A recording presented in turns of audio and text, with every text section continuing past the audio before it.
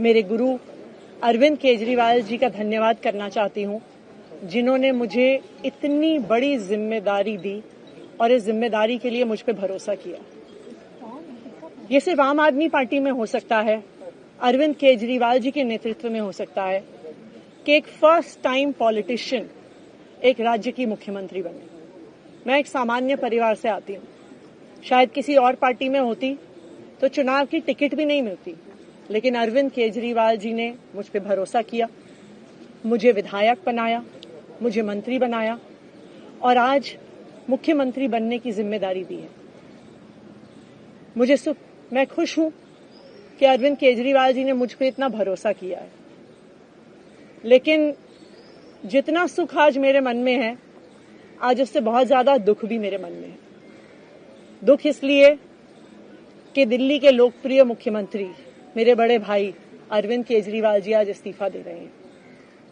मैं आज ये जरूर कहना चाहती हूं, आम आदमी पार्टी के सभी विधायकों की तरफ से, दिल्ली की 2 करोड़ जनता की तरफ से, कि दिल्ली का एक ही मुख्यमंत्री है और उस मुख्यमंत्री का नाम अरविंद केजरीवाल है। भारतीय जनता पार्टी ने पिछले 2 साल से अरविंद केजरीवाल जी को परेशान करने की, उनके खिलाफ षड्यंत्र रचने की कोई कसर नहीं छोड़ी।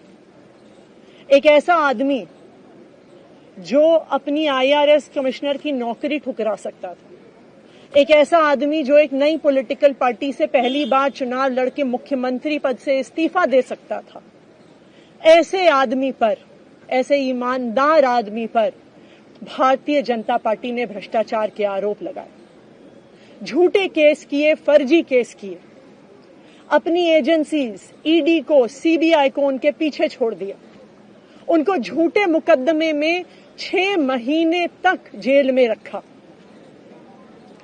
आखिरकार सुप्रीम कोर्ट ने उन्हें जमानत दी और सुप्रीम कोर्ट ने सिर्फ उनको जमानत नहीं दी, सुप्रीम कोर्ट ने केंद्र सरकार के मुंह पे तमाचा मारा, उनकी एजेंसीज के मुंह पे तमाचा मारा।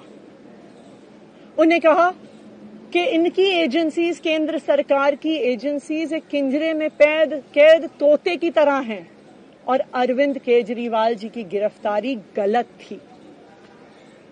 अगर अरविंद केजरीवाल जी की जगह कोई और मुख्यमंत्री होता, कोई और नेता होता, तो वो 2 मिनट नहीं सोचता मुख्यमंत्री की कुर्सी पे बैठने के बारे में। लेकिन अरविंद केजरीवाल जी ने वो किया जो आज तक इस देश का इतिहास तो छोड़िए, शायद दुनिया के इतिहास में किसी नेता ने ना किया हो। उन्होंने कहा कि मेरे लिए सिर्फ सुप्रीम कोर्ट का फैसला काफी नहीं है, मैं जनता की अदालत में जाऊंगा। जब दिल्ली की जनता मुझे कहेगी कि हम तुम्हें मुख्यमंत्री के रूप में देखना चाहते हैं, जब दिल्ली की जनता कहेगी कि तुम ईमानदार हो, तब मैं मुख्यमंत्री की कुर्सी पे बैठूंगा।